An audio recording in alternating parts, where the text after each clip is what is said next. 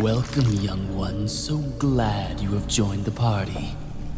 You are the guests of honor. After all, it's your wake. Who are you? Dr. Marcus? No, you can't be. What's going on? 10 years ago, Spencer had me assassinated.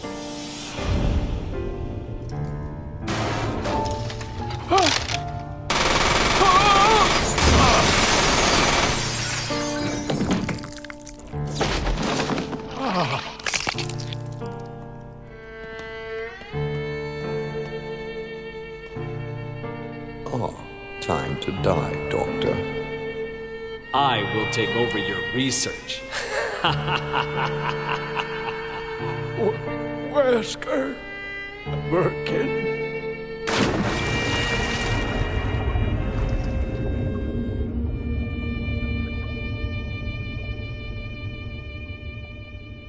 However, something wondrous happened.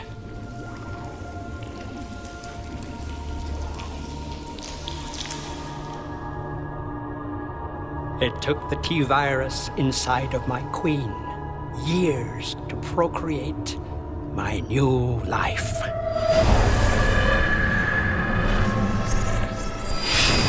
I live.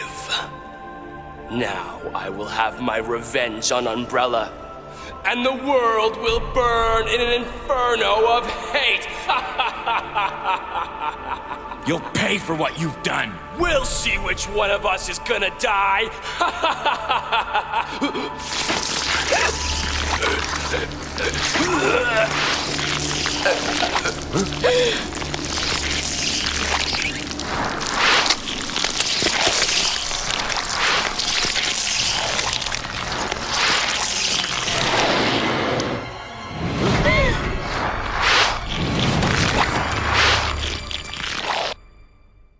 Greetings, I'm Solidus-Skully, and welcome to our penultimate boss fight of James Marcus, the Leech Man.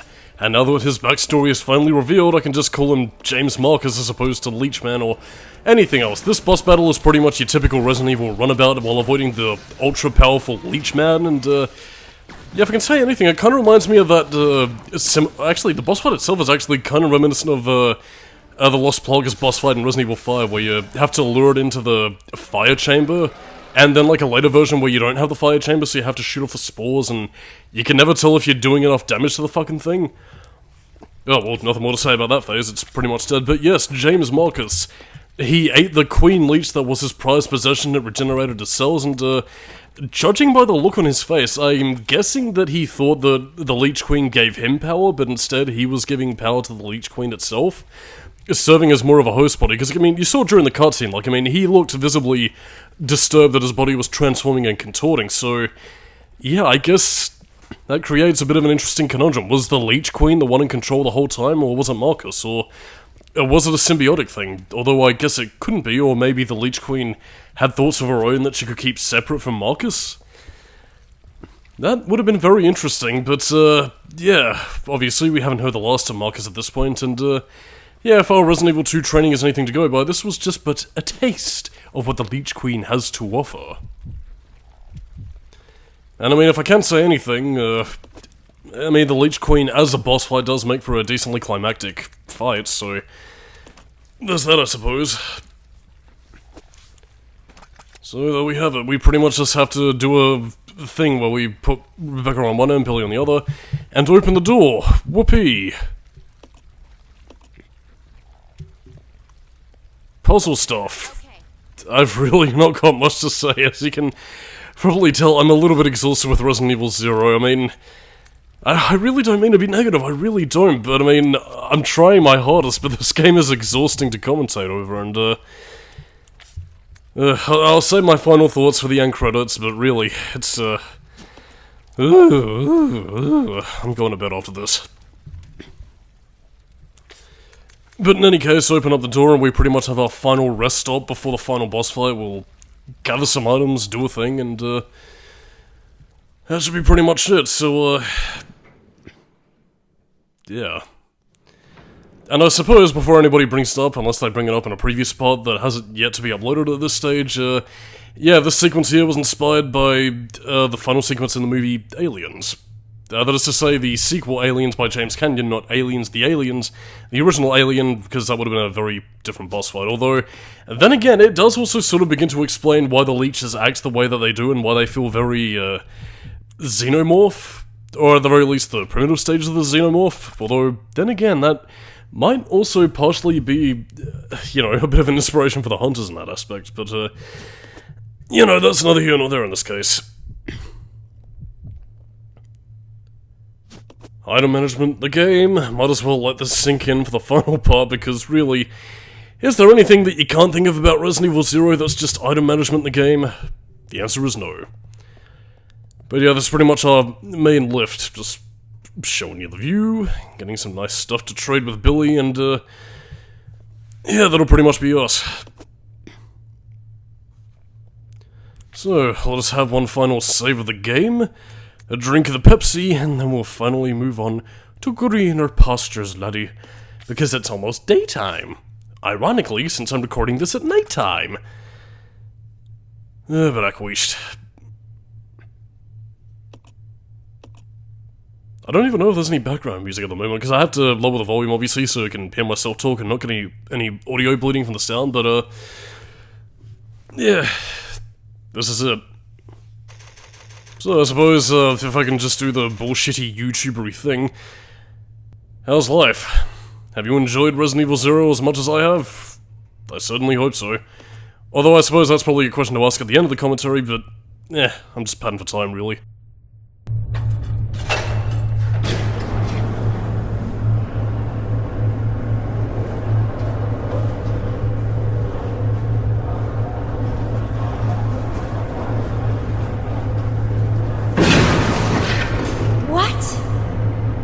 It's the Queen!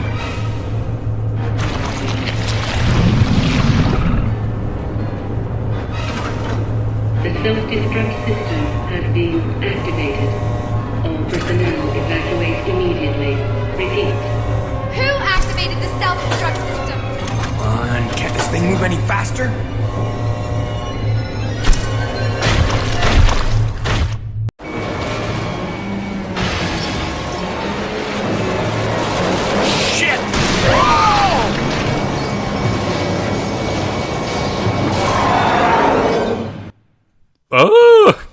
Okay, first things first, give Billy the revolver, he is going to need it.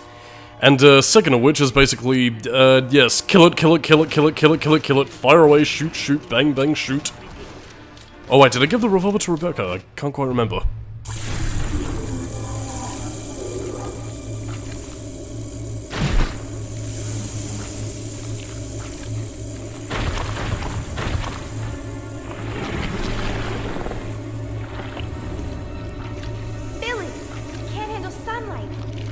We need to open the windows!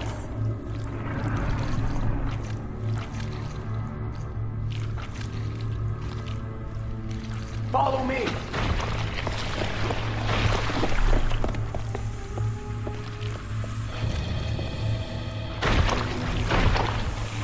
You work on the windows. Got it. I'll use my charm to distract Her Majesty. Ah, the light of truth has been revealed. And this pretty much plays into our final boss fight, which if I can't say anything, is at least a bit of a highlight, because there's a little bit more strategy involved than just sort of run around and shoot, really. Although, I mean, then again, that is sort of a problem that plagues classic Resident Evil in terms of its boss design, but it's never quite been as much of a problem as you would have seen here. Well, not even here, really, just in other games, really. It's just a limitation of the time. But yes, since we turn on the light, we basically need to have Rebecca release the valves, but in order to make sure she can do this, yeah, we gotta distract the Leech Queen, so that involves basically Billy taking a lot of her attention and taking some pot shots, so I recommend giving most of your healing items towards him so we can keep relatively safe, and just sort of keep it off Rebecca's back while she runs from one end of the room to the other, slowly releasing the locks. Again, pretty decent final boss fight. It has mechanics in play, it gives you things to do and things to watch out for. Not only maintaining your own health but Rebecca's, so again, so long as you keep Queenie distracted, then Her Majesty shall not bother her. Yes, indeedy.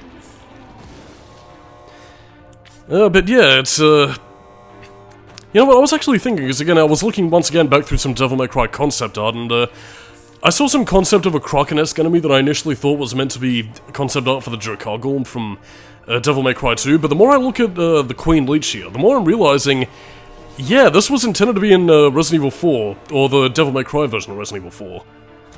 I mean, given, you know, mainly with the structure of the teeth and its mouths and everything, it seems like the Leech Queen was also going to be a boss in that game. Maybe, possibly, the form that James Marcus would mutate into, as he did in the game against Tony, but that's interesting. And it does also fuel my theory that in that version of Resident Evil 4, he would have been, like, James Marcus would have been more loyal to Oswald Spencer in that one, but again, I've speculated enough and beaten around the bush enough, much like Billy, who's getting tossed around like a bitch salad, like a slice of bitcheroni on a pepperoni pizza. But yeah, the time limit shouldn't really be your biggest issue, unless, of course, I don't know, you faff around too much. Well, I mean, even then, I haven't really seen what happens. I guess you blow up and it's game over immediately, but well, again, when it comes to playing through this, I've never technically had the time run out whenever because again, like, the Leech Queen will either kill me or it'll either kill Rebecca, so there is no in between. I'm guessing that you do blow up as a game over failure state, but, you know, it's weird, really.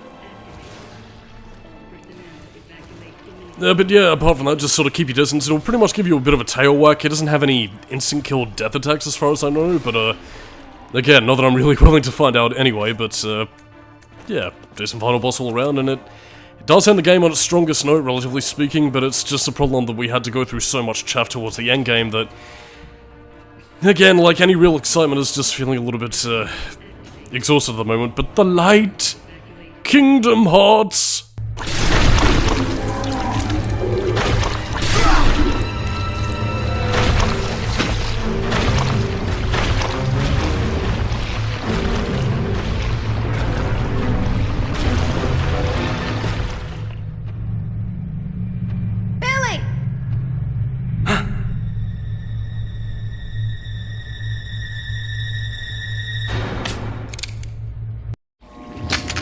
Hey, Queenie!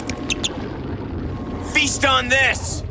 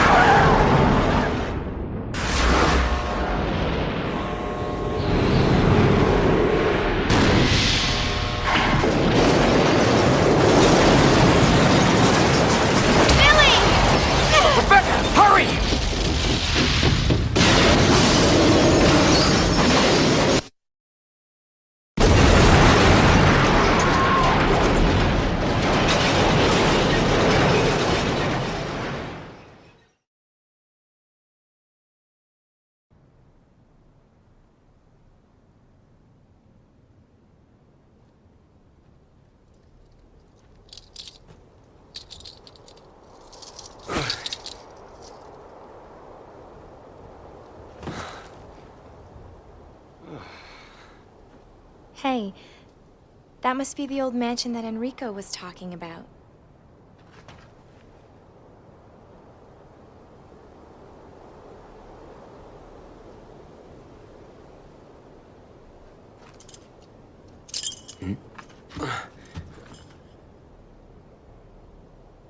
I guess it's time to say goodbye.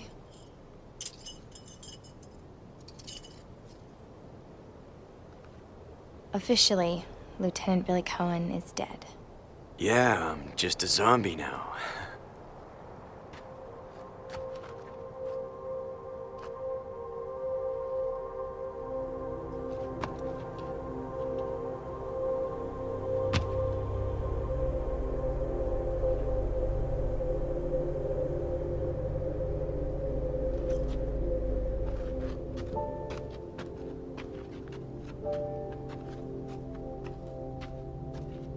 Thank you, Rebecca.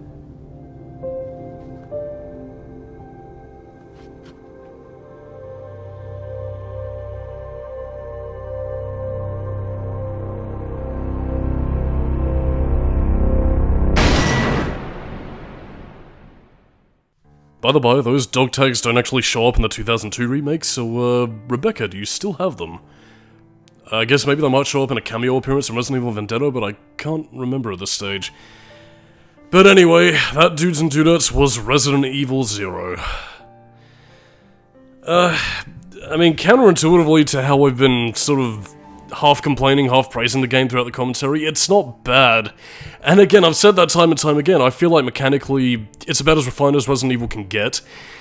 The biggest problem is, I feel, is that some of its design, if it isn't pilfered from other games in the series, or trying to mimic a structure from Resident Evil 3 with elements of 2, and obviously the horror tone of 1 thrown in there, well, more the remake than Resident Evil 1 itself, but that's neither here nor there in this case. It's I guess what it suffers most from is a bit of repetition, and really some weaknesses in the partner switching mechanic, and the lack of item box being my biggest bugbear, but also the fact that they couldn't really think of anything more interesting to do with a partner swapping mechanic.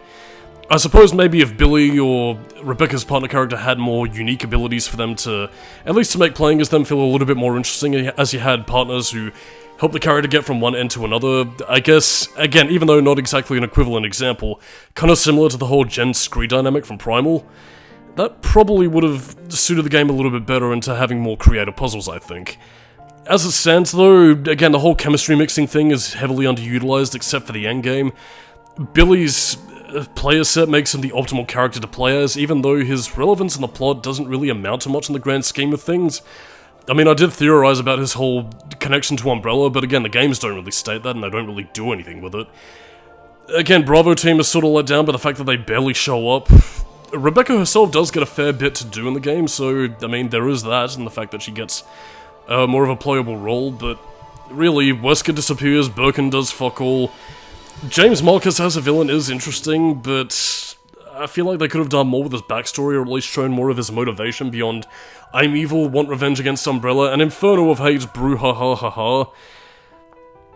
And overall, it just feels like a little bit more set up towards Resident Evil 4 and 5 more than it does setting up the overall events of the series, really, which is, to me, at least in terms of story, one of my biggest disappointments with the game. Nothing terrible, but it runs the gamut of making this game feel very insubstantial, and that's, to be honest, it's a real shame.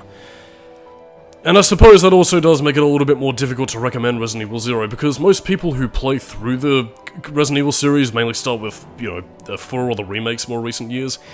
Again, not a bad thing, but again, given people's apprehension towards the tank control stuff to begin with, it also makes recommending Resident Evil 0 to be a little bit more of a challenge than, you know, it otherwise would be.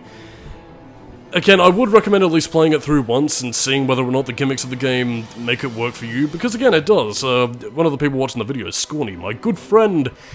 Yeah, he likes Resident Evil 0, and again, I can see why. So again, I don't take my negativity in the commentary being a means of saying, oh no, this game is terrible and you suck for liking it. It's a fine game, but it's just one where the mechanics will either make or break it for you. As for anything else though, if I can sum up anything else about the game, that's about it really. I will say though that, again, when it comes to commentating over the game, that probably might be even more difficult than playing through the game itself, because at least playing, you don't have to waffle on about stuff, and a lot of it is very point A to point B, so again, you don't really need to think about too much, and it's not going to overload you with information, I suppose. So again, if you want a very straight-laced Resident Evil game, there's this one, I suppose, but yeah, that's pretty much it. And I do apologize for struggling to find things to say, but again, that's just kind of the risk you run with this game, and the risk that I sort of wanted to power through, but, you know, whether or not I did a good job is up to you guys, so yes, I suppose I should talk about future passes at this point. Yeah, I still got the Silent Hill reviews to get finished, and I'll mainly be focusing on that, but yeah, for the next commentary I shall be tackling Spider-Man 2, but which Spider-Man 2 will it be? Will it be Spider-Man 2, Return of the Sinister Six? Spider-Man for the Atari 2600? Would it be Spider-Man 2, the movie tie-in game? Would it be Spider-Man 2, Enter Electro? Would it be Spider-Man 2, the Insomniac Games version that I don't think is out quite yet, so that probably eliminates a possibility? Who knows? Well, I guess you'll find out what Spider-Man 2 it is, but it's the most Spider-Man-iest Spider-Man that ever Spider-Maned into Spider-Man. And I'm mainly doing this just for a little bit of variety in between the breaks, because Devil May Cry 1 is also very Resident Evil, and that's the game I'm going to be tackling after Spider-Man 2, so yeah, that's what you got for the foreseeable future in commentary land. In the meantime, though, I am going to be focusing heavily on the Silent Hill reviews, so I can at least get them out this year. But that's neither here nor there in this case, so on that note, I'm Solidus-Skully, keep it new metal, and I hope you enjoyed the commentary despite my fumbles. Catch you next time.